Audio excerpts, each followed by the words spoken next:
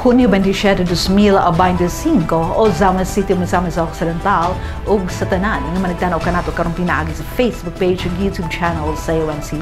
Kumusta? Maayong adlaw. Dazil Motikson, this is Ozamis Today.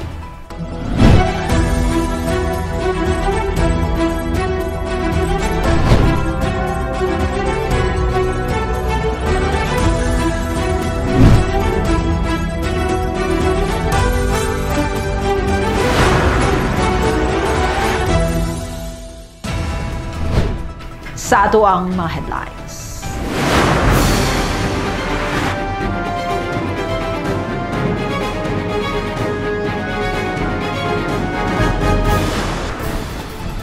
Formal turnover ni outgoing Ozamis Mayor Kong Asinso Waminal ngadto ni incoming Mayor Fuentes malampuson.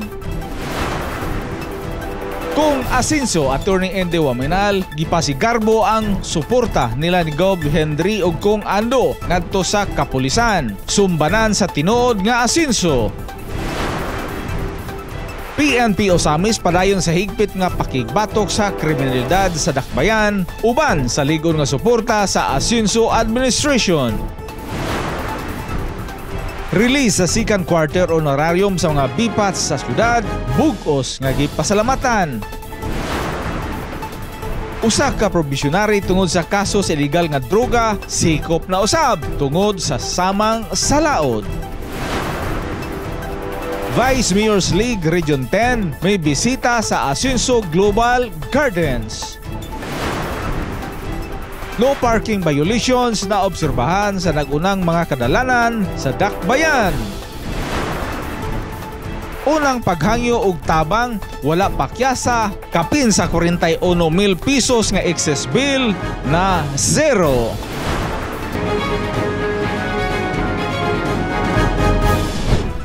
Ania ang militarya sa Ozamis Today. Formally turn over ni outgoing Ozamis City Mayor Kong Asinso Waminal ngadto ni incoming Mayor Fuentes malampuson. Ania ang mga detalye. Opisyal nang i-turnover ni Congressman Asinso Pinoy ug outgoing City Mayor Attorney Henry Ende F. Waminal Jr. ang local government unit of Ozamis City nga naglakip sa importanteng mga records and financial documents ngadto kay incoming City Mayor Attorney Sam Norman Fuentes adlaw nga Biyernes, Hunyo 27, 2025 sa usa ka mubo nga seremonya nga gipahigayon sa third floor new annex building sa Ozamis City Hall nga gipanguluhan mismo ni Kong Asinso Attorney Indi uban ang nagkahiusang suporta sa LGU Ozamis Department Heads gisaysay sa mayor nga wala niya nakita nga mamahimong lisod ang transition alang kang Mayor-elect Attorney Sam Norman Fuentes isip bag-ong pangulo sa Asinso Ozamis administration. Matud pa niya, tungod kay pamilyar na ang incoming mayor nga nagsilbi isip dugay na nga city administrator sa dakbayan. Mas maayo kini alang sa katawhang Ozamisnon kay magpadayon ang mga programa, serbisyo ug benepisyo nga natagamtaman na sa mga residente sa dakbayan bisan pa man sa bag-ong liderato. Because honestly, I don't think there'll be a difficult transition process for us here because every one of you already is familiar with Attorney Sam, our incoming mayor, and his team. So it would be good for the Ozamisnons that more or less they will still be experiencing the same kind of program, services, and benefits, albeit with a different kind of leadership. But the vision will remain the same. Kini nga punto usab ang gibutyag ni Kong Asinso sa saka-post ng official Facebook page sa samang adlaw. Sumala pa niya nga bisan na bago pa lamang napahigayon ang formal turnover, apan dako ang iyang kumpiyansa nga mamahimong hapsay ug way samok ang transition sa LGU Ozamis tungod kay sa pipila na ka makatuigan, dugay na nga kabahin si Attorney Sam sa administrasyon sukad pa sa tuig 2019. To quote, While this may have been just formally done today, I am sure that LG Ozamis will have a smooth and seamless transition, as Attorney Sam has always been part of the Asenso Ozamis administration as our city administrator since 2019. I am happy that Ozamis will be in good hands, and I am looking forward to its coming accomplishments with Attorney Sam at the helm, assisted by the LGU's capable department heads who witnessed the ceremony, and our equally capable City Council led by Vice Mayor Simplicia Bebineri. Unquote. Sa paningkamot ni outgoing City Mayor Indy, daghan ang makalampusang nakabot sa dakbayan. Usa na niini ang pagka-second class city sa Ozamis gikan sa third class city status niini. Positibong outgoing mayor nga ubos sa pamunuan ni Mayor-elect Attorney Sam musakan usab kini ngadto sa pagka-first class component city. Ako, I can confidently say, with you, with Attorney Sam at the helm, dili na ako ma-surprise, And ako ganing gahulat ako kanos ang gawas ang declaration na ang Ozamis, it will be declared again as a first-class city. Pasalig ni Mayor Indy nga dili angay mabalaka ang katawhan tungod kay dili kini mao ang katapusan sa iyang pagserbisyo. O gidugang paniya, magpadayon gihapon siya sa pag-alagad isip kabahin sa Team Asenso administration. I will not even say that this is a goodbye, because while my role will change, I will still continue to be part of the team, and I will still continue to work with you. Of course, dili na ko mahimo ninyong immediate superior. I will no longer be your boss. Pero when you think about it, mas exciting na mga niya because ako ang office, naramagya ko diri. Sa daghan ng mga kalampusan o dili malimud nga pag-asenso sa dakbayan sa Ozamis, bug-os usab nga gidawat ni Mayor-elect Attorney Sam Norman Gia Fuentes ang maong hagit og responsibilidad. Ug nagpasalig nga ang mga nasugda na sa Asenso Ozamis administration ubos sa pagdumala ni Mayor Attorney Henry Indy F. Wamanal Jr. dili masayang. With utmost humility that I accept this sacred responsibility. What he has started will not end.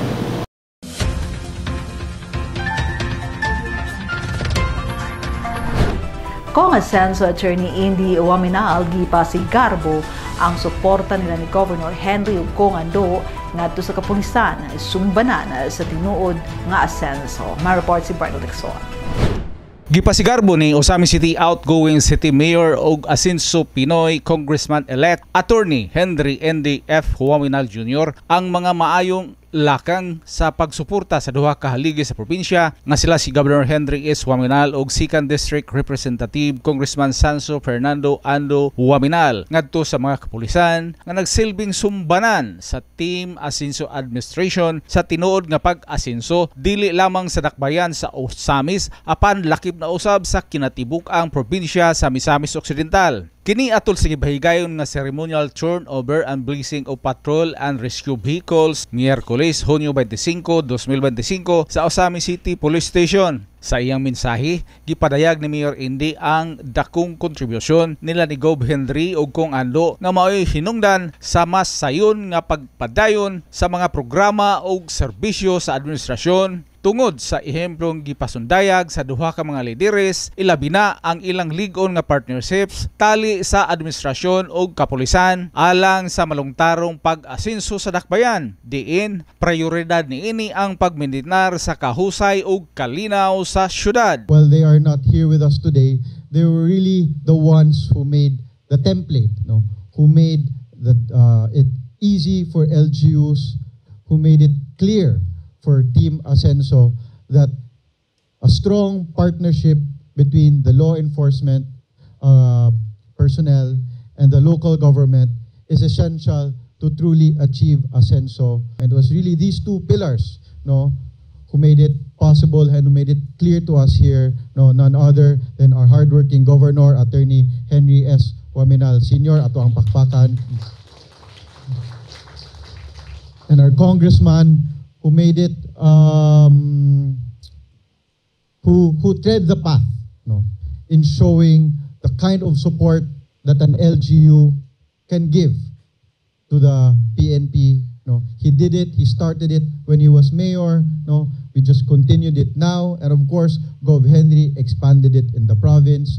Our former city mayor and now Congressman Sancho Fernando Ando Waminal, ato pong pakpakan. Tungod sa pagpadayon sa mga maayong lakang sa suporta nga napatuman sa pipila ka mga katuigan, ilabi na sa dedikasyon sa PNP Osamis sa pakigbatok sa kriminalidad, na himong gawasno na ang dakbayan sa Osamis sa kanhibati nga dungog niini. The past 3 years, no, Osamis, no, has remained, no, free and clean from drugs and criminality, especially when compared to other cities, other provinces, other municipalities. No, Osamis, no, especially to our neighboring provinces and cities, has already is slowly losing that stigma nga hadlok dira sa Osamis, daghang kriminal, di ta pwede magbasta-basta og suroy-suroy. No, in the past 3 years, with your hard work, with your efforts, no, baliktad na.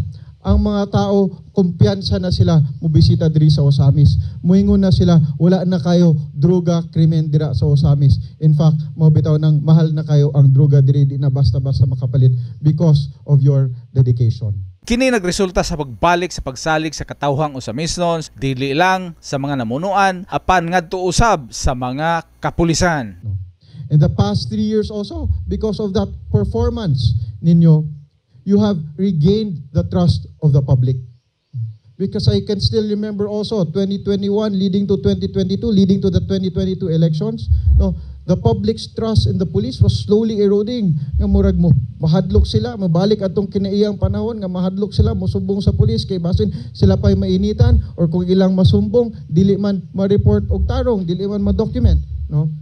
But with your hard work, no, just doing your obligations and duty well, ang mga tao karon, no, ang mga Osamisnon, basta na'y mahitabo, no, komportable na kaayo mutawag sa pulis. Wala na'y kadlok sa pulis because they know, and rightfully so, that the Osamis City police personnel are dependable and honest and committed public servants. Gipasalig ni Mayor Indy nga sa iyang pagnaog isip nga hipi ehekutibo sa dakbayan sa Osamis, magpabilin ang suporta o kolaborasyon sa administrasyon uban sa kapulisan, ilabi na kay nakita nga kini epektibo alang sa kaayuhan sa katawhan.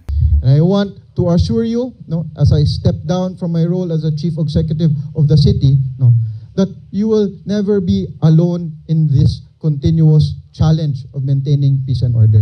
Because lagi, it does not stop nga maghatag lang mig sakyanan. It does not stop maghatag lang mig og radyo.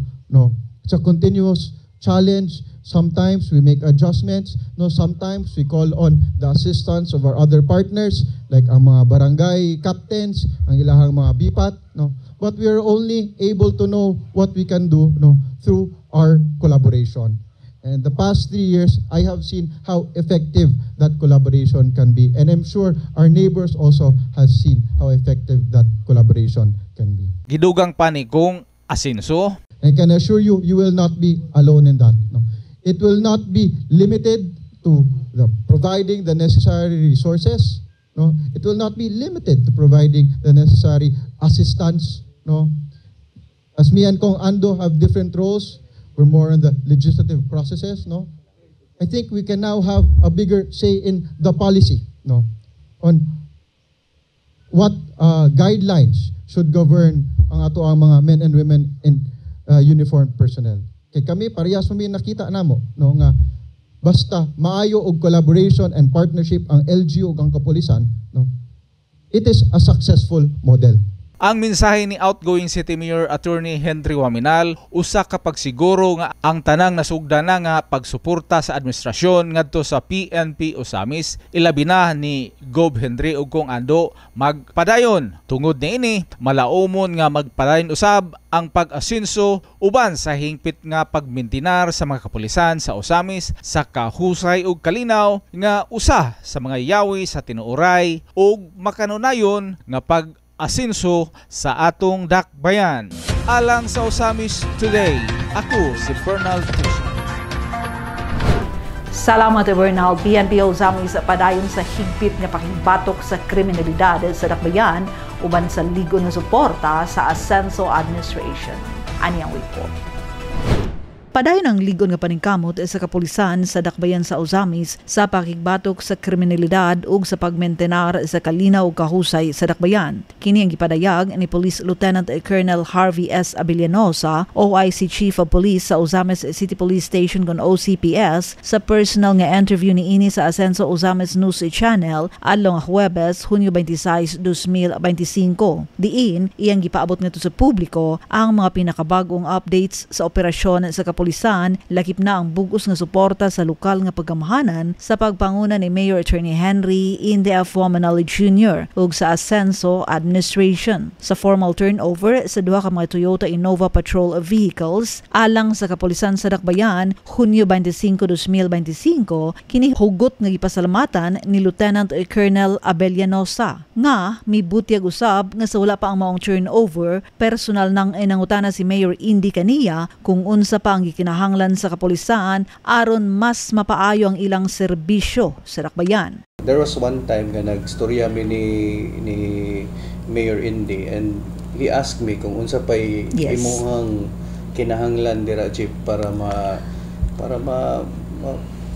makatabang mi sa inyuhang operation sa inyuhang gikinahanglan nun. So gi-request kini nila kaniadtong bulan sa Disyembre 2024 ug dali dayon nagihatag ni Mayor Indy nga karon sa kinatibukan adunay 10 ka mga patrol cars ug 8 ka mga patrol motorcycles nga mapuslanon alang sa ilang mas paspas nga pagresponde ug pagmonitor sa kahimtang sa kahusay ug kalinaw sa dakbayan. Paspas I think nagstorya mi ana niya last mi nagstorya December man siguro, and then diha dayon iya din gi-provide sa amoa. So karon naanay sakyanan nato ang WCPD section nato diha. Then so every time na sila adtuon, na sila bisitahon ug naa sila respondihan, immediately they can do.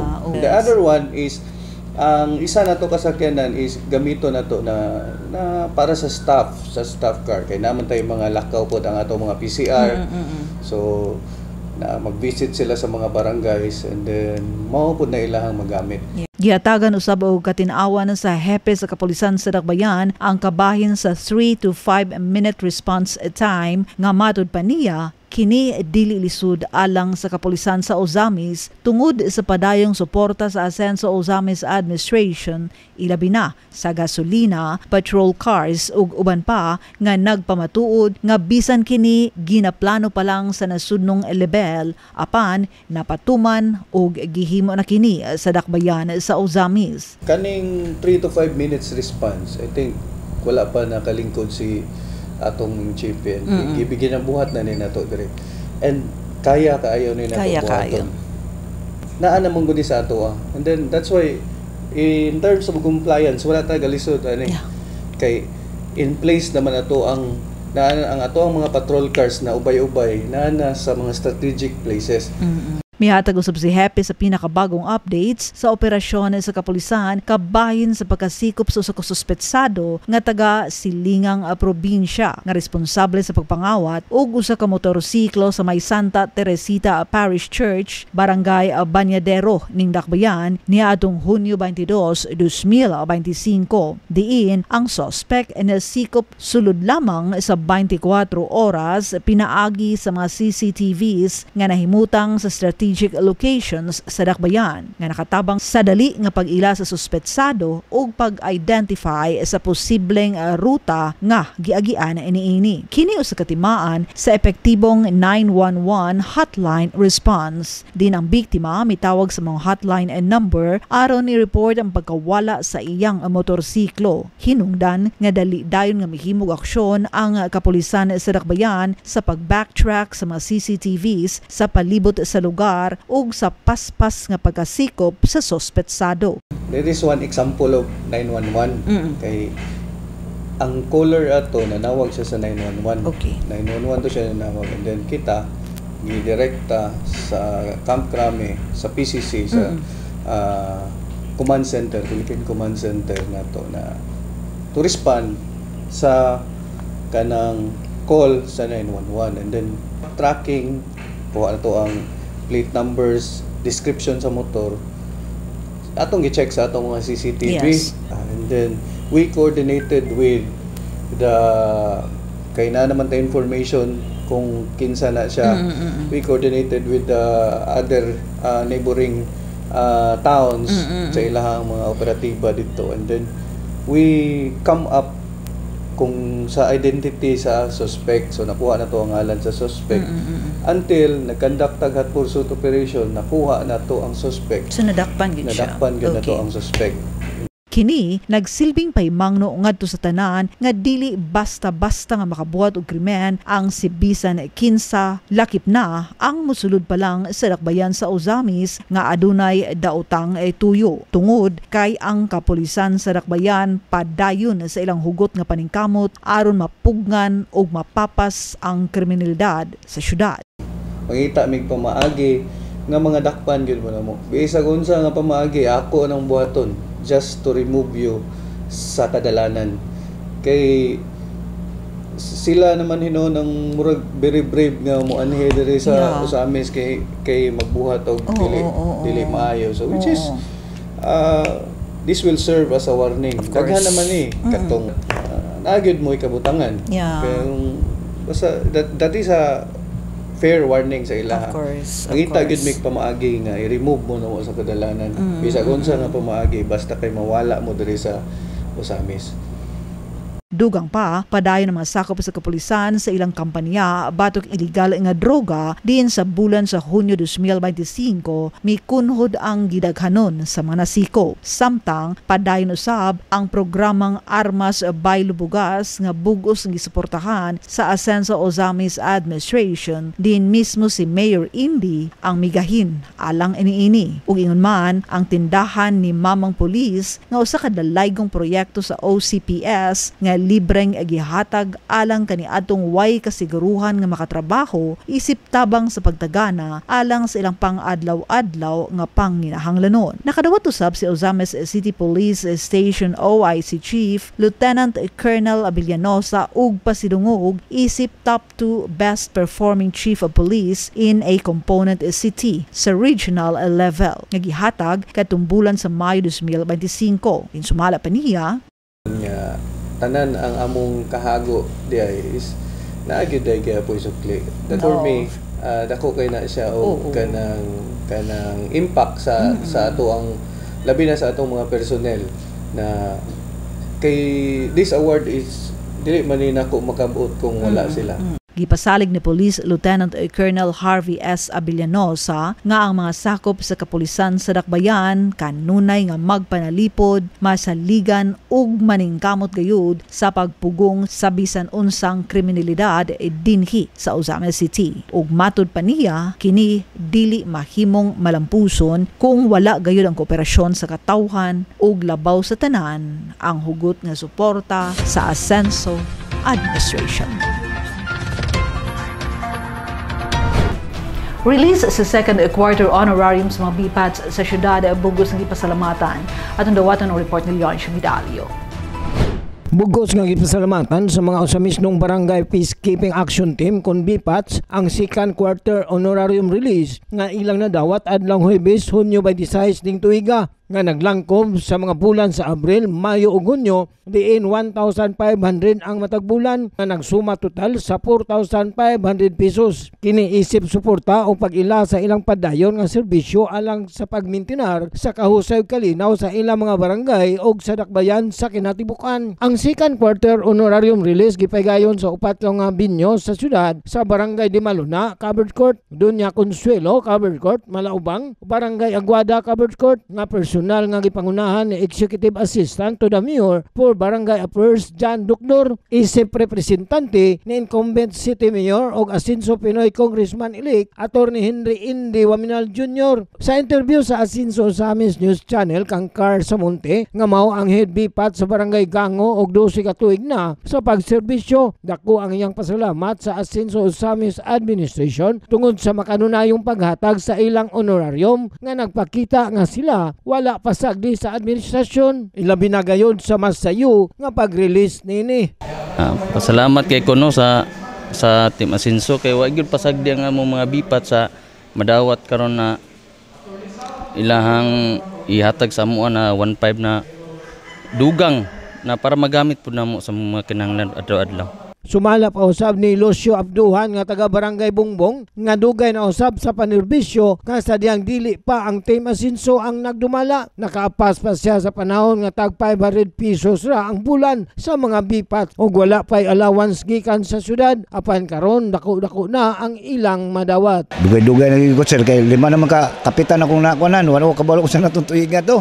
One man to sir 500 naman ta ito. Oh. Ya, wala pay allowance sa syudad. Oh, nya karon na may allowance sa syudad. Dako na pod.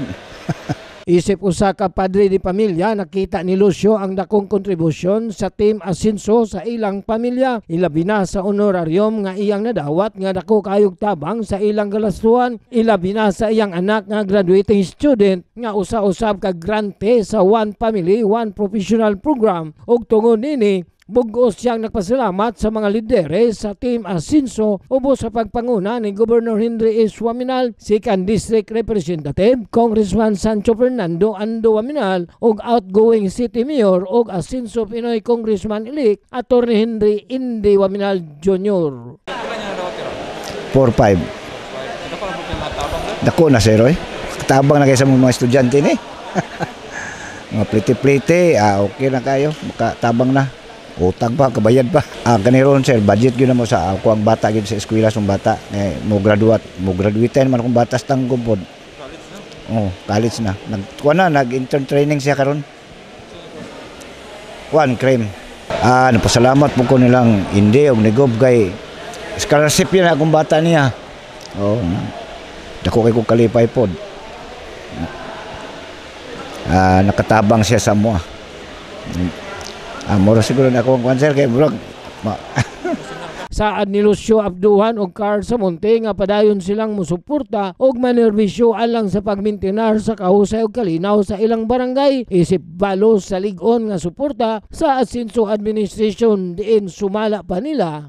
Amo yung ikuan sir nga padayon ginamo sir nga suporta gyud niya sige. Nga wag yo hunong ang pagsuporta namo nila gyud. Ang amo lang yung ikapasalig na buhaton yun na mo ang among mga obligasyon sa barangay na matabangan ang peace and order sa atong barangay. Alang sa Osamis Studio, ako si Yonsho Midagi.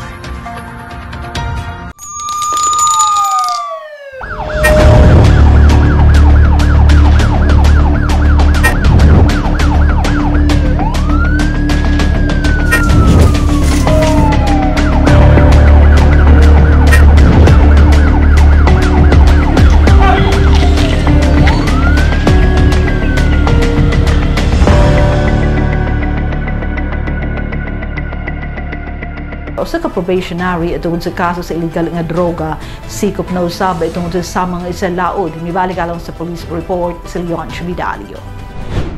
Sikop ang usa ka residente sa Purok 3, Barangay Di Maluna, Osamis City, Hunyo 25 ning tuiga, pasado alas 5 sa hapon atol sa gimong drug bypass operation sa PNP Osamis nga gipangunahan ni Intelligence Officer Police Captain Elwood Kilat Malanog, ilawom sa supervision ni Osamis OIC Chief of Police, Police Lieutenant Colonel Harvey Avillanusa. Base sa pahayag ni Barangay Di Maluna Kagawad Ramel Baroga na ila ang suspitsado nga si alias Luloy, 35 anyos, ulitaw, walay trabaho ug usa ka probationary sa kasong illegal nga droga. Apan wala na report hinungdan nga gimonitor kini sa kapulisan ug nasayran nga mibalik kini sa pagpamaligya og illegal nga droga. Gipagayon ang maong operasyon human mapalitan sa positive fire ang suspitsado sa gituang shabu nga nagkantidad og 500 pesos. Sa gimong pagbody search kang alias Luloy nga gisaksihan mismo ni Barangay Kagawad Ramel Baroga, mga miyembro sa local media o representante sa DOJ. Nakumpiska gikan kaniya ang 7 ka sachet sa gituang shabu. Unom niini nakuha gikan sa iyang posisyon ug ang usa nga mao'y napalit atol sa transaksyon tali kaniya o sa poster buyer. Lakip na ang mark money nga 500 pesos. Ang suspitsado kasamtang ana karon sa kustudiya sa kapulisan samtang giandam ang tukmang kaso nga ipasaka bato kaniya nga posibleng maglakip sa paglapas sa Republic Act 91 1165 kon Comprehensive Dangerous Drugs Act of 2002. Kini nga malampusong operasyon nagpakita sa lig-on nga koordinasyon tali sa kapulisan, mga opisyal sa barangay ug sa Asenso sa Amis Administration, ilawon sa pagpanguna ni outgoing Osamis City Mayor ug Asenso Pinoy Congressman-elect Attorney Henry Indi Waminal Jr. uban sa padayon nga suporta sa lokal nga pangagamanan alang sa mas epektibong pakigbatok sa illegal nga droga aron maprotektahan ang katawan ug mapadayon ang kalinaw ug kahusay sa dakbayan sa Osamis.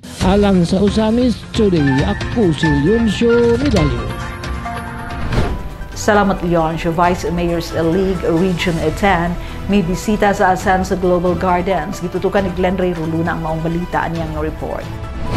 Mainiton og mabasagarbuhon nga gidawat sa probinsyal na mga gamanan sa Misamis Occidental ilawom sa bisyonaryong liderato ni Governor Henry S. Waminal atol sa pagbisita sa mga membro sa Vice Mayor's League of the Philippines Region 10 Chapter sa Asenso Global Gardens kun AGG. Gipasugdahan sa maong panagtagbo pinaagi sa guided tour sa mga pasilidad sa AGG diin nakita sa mga bisita ag mga makapag-o ug makatao nga inisyatibo sa probinsya. Gipakita dinhi ang pag-uswag nga nakasentro sa katawhan ug kinaiyahan.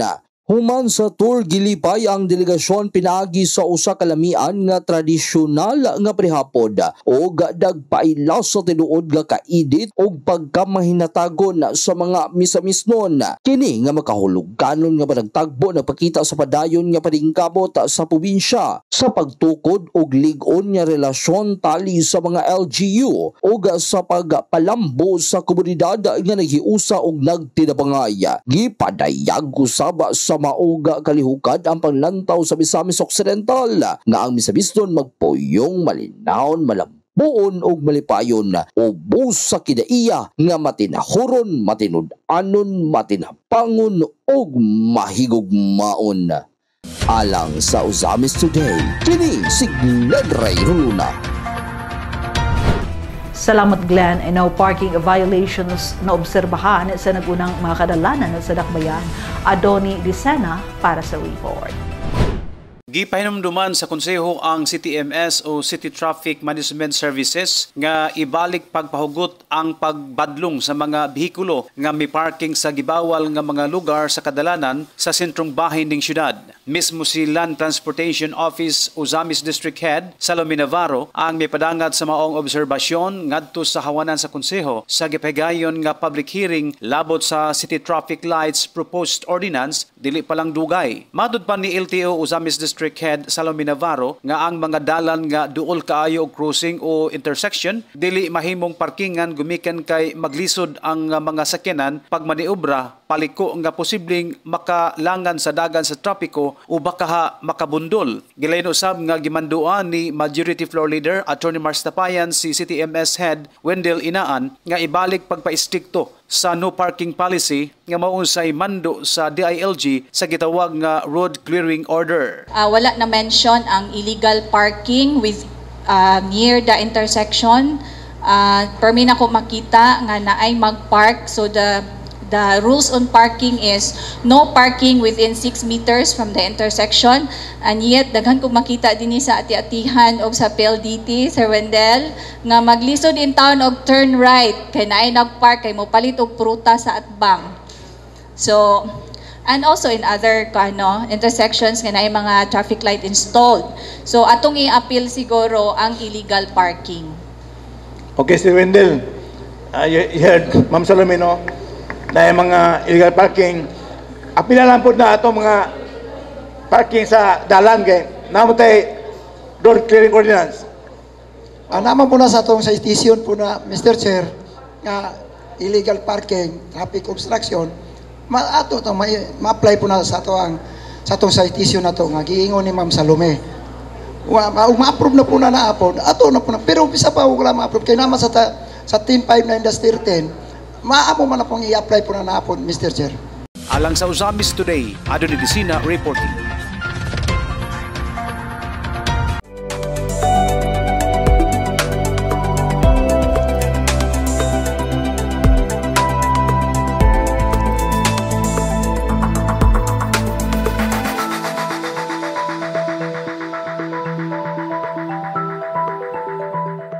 Unang paghangyo og tabang, wala pakyasa.